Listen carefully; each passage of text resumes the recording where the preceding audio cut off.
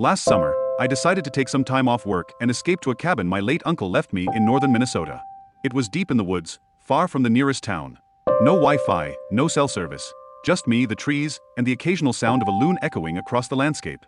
The cabin had been untouched for years, judging by the dust and cobwebs. As I cleaned, I found an old map tucked inside a drawer in the small desk. It looked like a survey map of the surrounding area, but something caught my eye. There was a lake marked on it about a mile east of the cabin. I'd never heard of any lake nearby, and it didn't show up on Google Maps when I checked before heading out. Curiosity got the better of me. The next morning, I grabbed my backpack, a flashlight, and a water bottle and set out to find the lake. The woods were thick and silent, save for the crunch of my boots on the underbrush. As I moved deeper, the air grew colder. Not the kind of cold you'd expect from shade. This felt unnatural. After an hour of hiking, I broke through the tree line and found it. A massive, perfectly still body of water stretched out before me. The surface was so calm it reflected the sky like a mirror. But something felt off.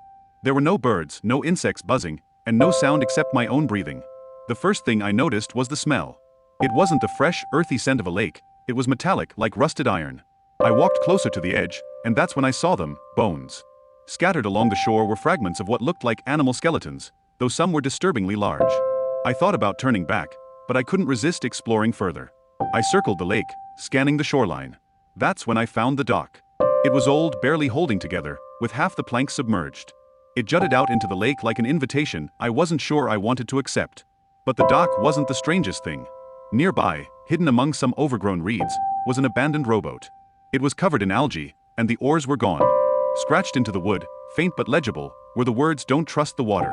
I should have left right then, but I was too far gone into my own curiosity. I walked onto the dock, careful not to fall through the rotting wood. Peering into the water, I noticed how deep it was, bottomless, as far as I could tell. That's when I saw movement. It wasn't a fish, and it wasn't the wind.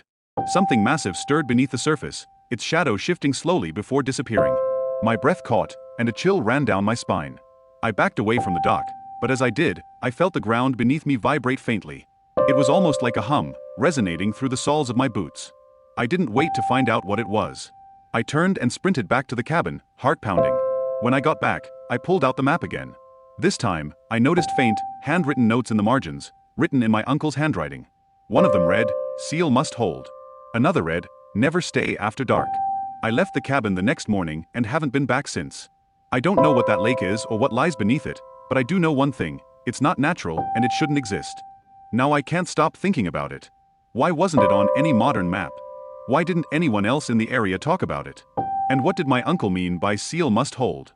I have so many questions and no answers, but one thing's for sure: I'm never going back.